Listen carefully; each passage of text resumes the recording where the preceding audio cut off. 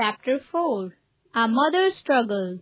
It is impossible to think of a human creature more holy and happy than Eliza when she returned her footsteps from Uncle Tom's cabin.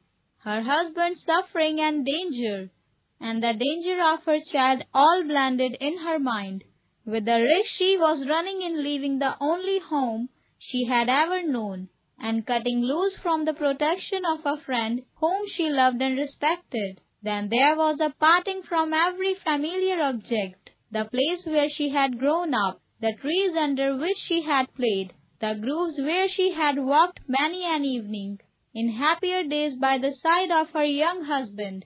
But stronger than all was maternal love, which had been turned into frenzy by the approach of a fearful danger. Her boy was old enough to have walked by her side, but now the bare thought of putting him out of her arms made her shudder, and she strained him to her breast with a powerful grasp as she went rapidly forward. The frosty ground creaked beneath her feet, and she trembled at the sound.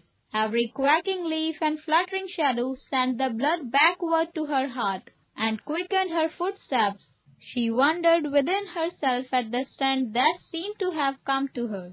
She felt the weight of her boy as if it had been a feather, while from her pale lips burst forth the prayer to a friend above, "Lord help, Lord save me." At first the novelty and alarm kept the child awake. His mother assured him that if he were only still, she would certainly save him. He clung quietly round her neck, only asking as he found himself sinking to sleep, "Mother, I don't need to keep awake, do I?" "No, my darling, sleep if you want to." "But mother, if I do sleep, you won't let him get me." "No, may God help me," said his mother with a paler cheek and a brighter light in her large dark eyes. "You are sure, aren't you, mother?" "Yes, sure," said the mother in a voice that startled herself, for it seemed to her to come from a spirit within that was no part of her. The boy dropped his little weary head on her shoulder and was soon asleep. It seemed to her as if strength poured into her in electric streams from every gentle touch and movement of the sleeping, confiding child. The boundaries of the farm, the grove, the woods passed by her dizzily as she walked on, and still she went, leaving one familiar object after another, not slowing till reddening daylight found her many a long mile from all traces of any familiar objects upon the open highway.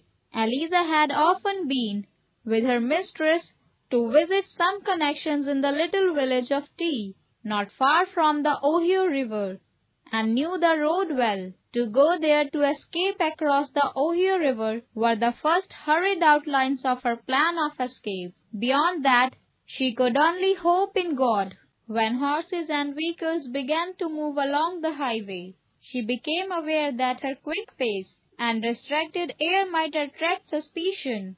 She therefore put the boy on the ground, and adjusting her dress and bonnet, she walked on at as rapid a pace as she thought consistent with the preservation of appearances. In her little bundle, she had provided a store of cakes and apples, which she used to as ways of quickening the speed of the child, rolling the apples some yards before them, when the boy would run with all his might after it, and this trick often repeated carried them over many a half-mile.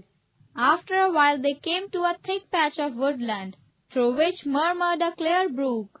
As the child complained of hunger and thirst, she climbed over the fence with him, and sitting down behind a large rock, which concealed them from the road, she gave him a breakfast out of her little package. The boy wondered and grieved that she could not eat. When putting his arms round her neck, he tried to push some of his cake into her mouth. It seemed to her that the rising in her throat would choke her. "No, no, Harry darling, mother can't eat till you are safe. We must go on till we come to the river." And she hurried again on to the road. Eliza stopped at noon at a neat farmhouse to rest and buy some dinner for her child and herself. An hour before sunset, she entered the village of T by the Ohio River, weary and footsore, but still strong in heart. Her first glance was at the river, which lay between her and liberty on the other side. It was now early spring, and the river was swollen and turbulent. Great cakes of floating ice were swinging heavily to and fro in the turbid waters.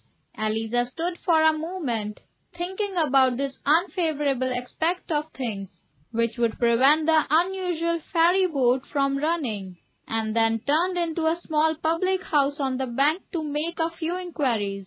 The hostess, who was busy in getting the evening meal ready, stopped, with a fork in her hand, as Eliza's sweet and sorrowful voice arrested her. "What is it?" she said. "Isn't there any ferry or boat that takes people over to B now?" she said. "No, indeed," said the woman. "The boats have stopped running."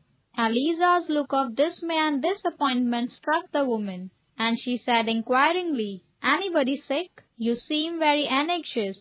"I have got a child that's very ill," said Eliza. "I never heard of it till last night, and I have walked quite a bit today in the hope of getting into the ferry." "Well, now that's unlucky," said the woman, whose motherly sympathies were much aroused. "I'm really concerned for you." Well, take him into this room," said the woman, opening a small bedroom where stood a comfortable bed. Eliza laid the weary boy upon it, and held his hands in hers till he was fast asleep. For her there was no rest.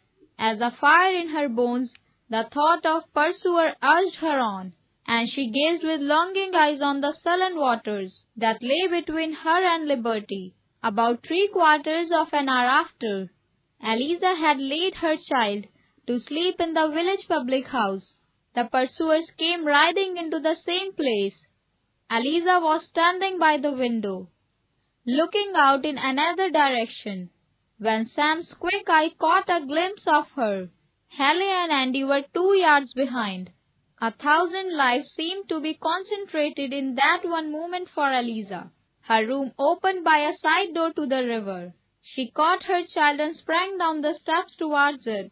The traders caught a full glimpse of her just as she was disappearing down the bank, and throwing himself from his horse and calling loudly on Sam and Andy, he was after her like a hound after a deer.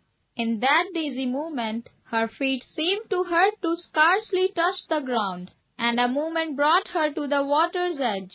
Right on behind they came, and nerved with strength such as God gives only to the desperate, with one wild cry and flying leap, she vaulted over the turbid current by the shore, onto the raft of ice beyond. It was a desperate leap in madness. The huge green fragment of ice on which she alighted cracked and creaked as her weight came on it, but she stayed there not a moment. With wild cries and desperate energy, she leaped to another and still another cake, stumbling, leaping, slipping, springing upwards again. Her shoes were gone, her stockings cut off her feet, while blood marked every step, but she saw nothing, felt nothing, till dimly as in a dream she saw the Ohio